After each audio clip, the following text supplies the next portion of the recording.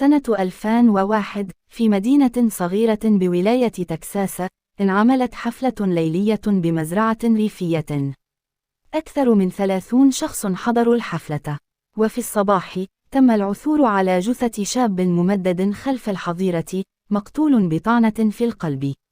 لا أحد شاف شيء، لا أحد سمع شيء، وكل الموجودين تحولوا فجأة إلى مشتبه بهم. الشاب القتيل اسمه إيدن، عمره 23 سنة، معروف بأنه محبوب وعنده أصدقاء من كل الأطراف.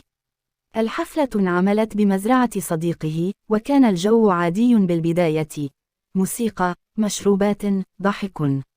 بس بعد الساعة 1 الفجر بدأ التوتر بالظهور. حسب أقوال الشهود، إيدن دخل بنقاش حاد مع شخص اسمه لوك بسبب فتاة كانت بالحفلة.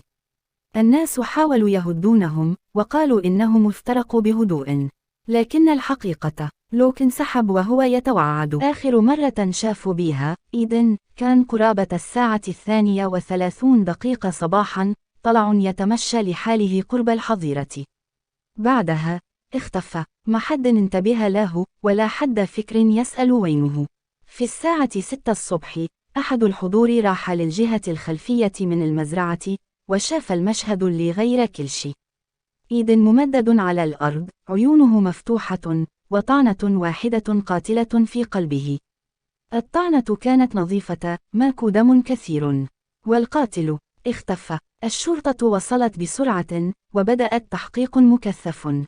30 شخص كانوا بالحفلة وكلهم استجوبوا، كل واحد عنده قصة مختلفة. بس الغريب الكل يقولون ما شفنا شيء، ما سمعنا شيء. كاميرا قديمة كانت مثبتة قرب الإسطبل، ولما فتشوها لقوا مقطع فيديو قصير.